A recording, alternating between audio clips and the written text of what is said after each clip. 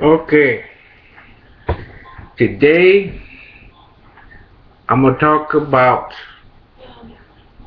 this pay-per-view that's coming up, which is called Money in the Bank.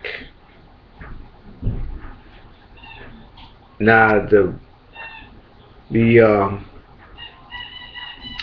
the main event in that Money in the Bank pay-per-view event is gonna be John Cena putting up his WWE title against a massive strong man whose name is Mark Henry. You saw what happened. You saw what happened when the last time Mark Henry faced somebody, it was Randy Orton. And this was back at the Night of Champions back on 2011. And what happened after that? Randy Orton lost the title to Mark Henry. Now the other match for Money in the Bank is Chris Jericho versus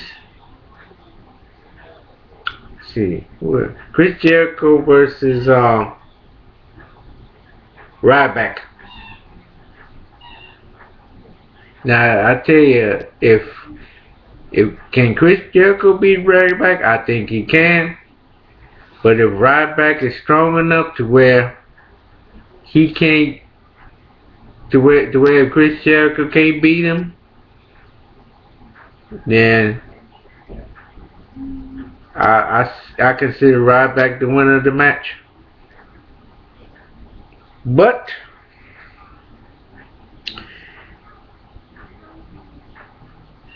and also in this Money in the Bank ladder match, it's a Money in the Bank SmackDown ladder match, which is Kane, Sheamus, Daniel Bryan, Fandango, Dean Ambrose,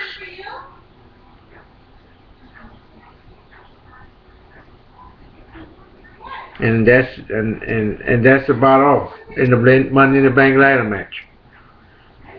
And also in the Money in the Bank ladder match is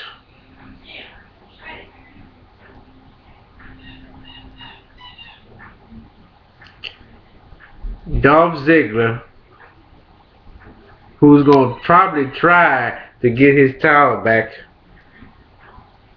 against Alberto Del Rio. And let me tell you something about this Alberto Del Rio. I used to like him for 2 months as a bad guy, as a good guy. I'm sorry. But when he said something bad to the fans, I don't even like the man no more.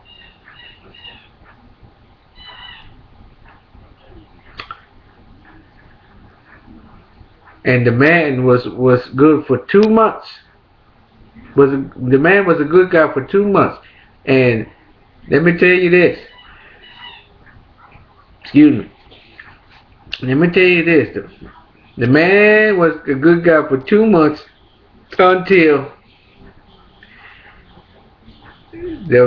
Alberto Del Rio turned on the fans. And now he's a heel.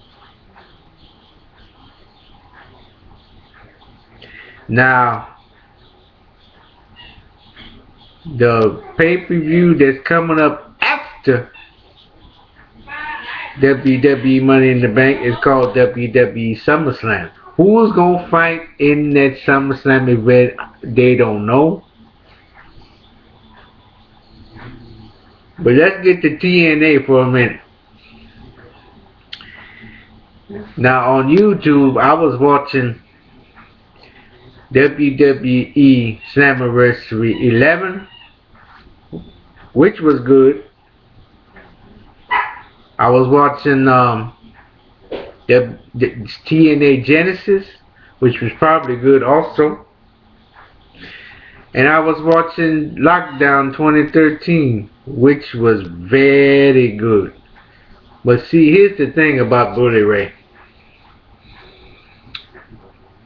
He didn't have to take a hammer to Jeff Hardy's head and hit him with it. He didn't have to do that.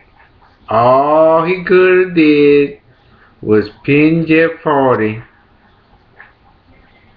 for the 3 count. That's it. He didn't have to have excuse me, he didn't have to have a hammer or he didn't have to join the Aces and Eights either. Let me tell you something about the Aces and Eights. Aces and Eights are bad people, and I don't like them. You can talk to any people out in the street, and they will tell you. You ask them, do you like Aces and Eights? And they will tell you, no.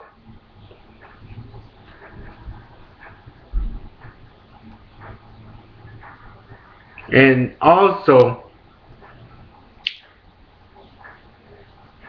there's this pay-per-view coming up called, I don't know what the pay-per-view is called, but hold on a second.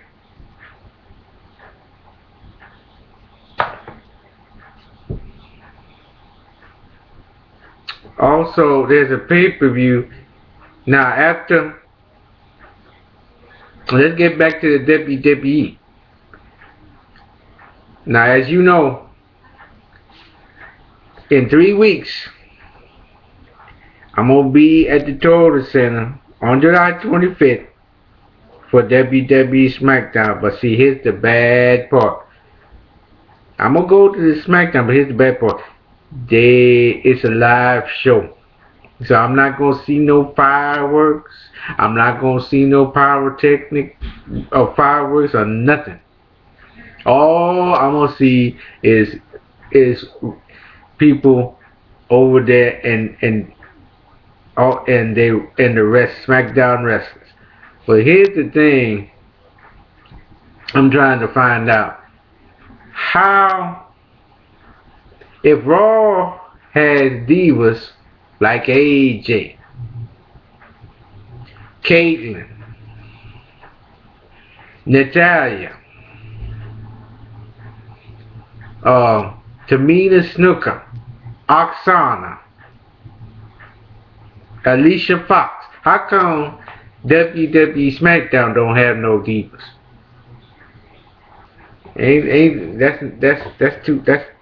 That's not good. But anyway, it's just that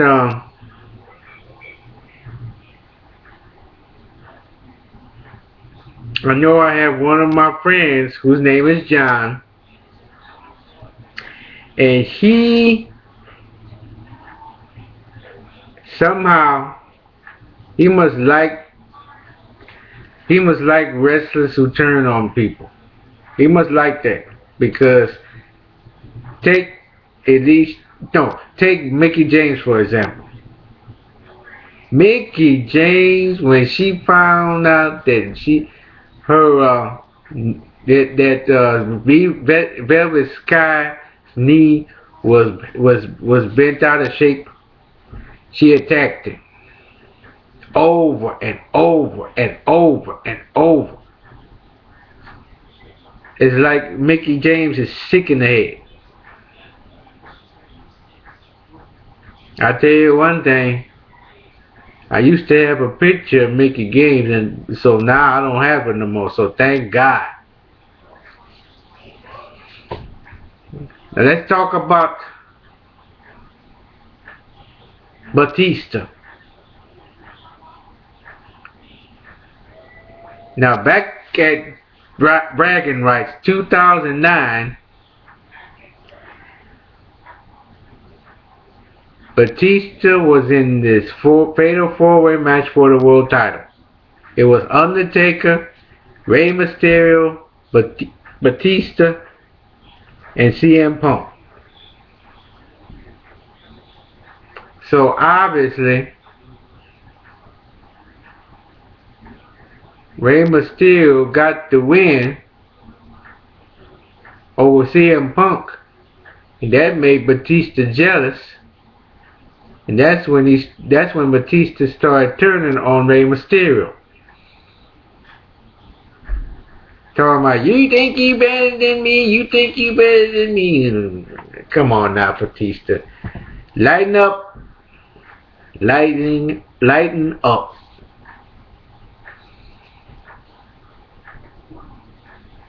But, and then there was another decision.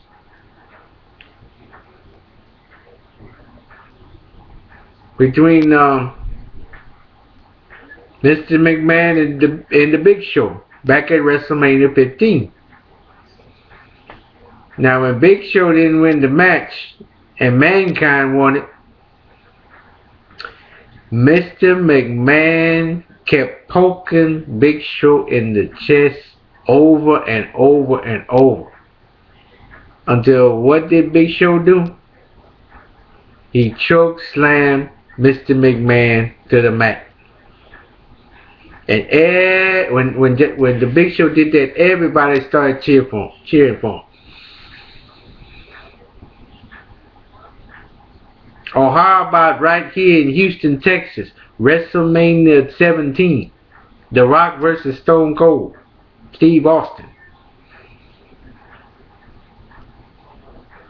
Now, the Stone Cold almost had him until who came down the aisle at WrestleMania 17? It was Mr. McMahon. So, Mr. McMahon, he gave Stone Cold a chair, and Stone Cold Steve Austin kept hitting the Rock over and over and over and over and over with that stained steel chair. And then Stone Cold pinned the Rock for the 3 count, and now Stone Cold Steve Austin is the new WWF champion. And when all the fans started booing Steve Austin, and he shook Mr. McMahon's hand, he sold his soul to the devil. So, I tell you this, I hope we have a pay-per-view coming out. I hope we have a pay-per-view coming out, coming to Houston soon. Because the last pay-per-view I went to was No Way Out. In the match between Batista and Eddie Guerrero. And this was Eddie Guerrero's last match, fighting Batista. So somehow Eddie Guerrero didn't win the title, and he lost the match. So Batista is still the the World Heavyweight Champion.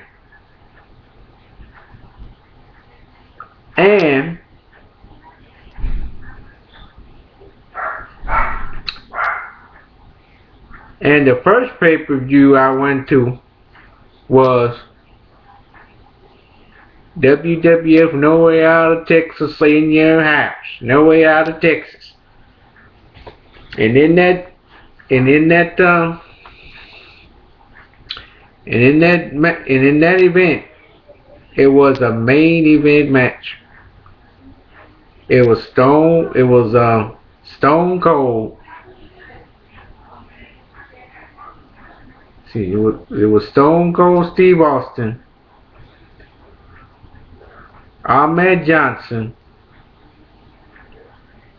and I forgot what the other two was, against D-Generation X, which is comprised of Triple H, Shawn Michaels, and the New Age Outlaws. And somehow, someway, Stone Cold, Ahmed Johnson, and the other two, they won the 8-man tag team match. I wanted to go to Victory Road 08 when they had it in Houston, right here in Houston, Texas, but no. Nobody took me up there to buy no ticket. Nobody asked me if I called me and asked me if I wanted to go. But that's okay, because you know what? I got the DVD right here in my hand. So, now as far as TNA goes, I hope they come to the Verizon Wireless Theater sometime soon. And if not, then somebody needs to write a letter or call the Verizon Wireless Theater and find out when is TNA coming back to the Verizon Wireless Theater. So anyhow, that's all I got. That's all I got to tell you. So, see you next time.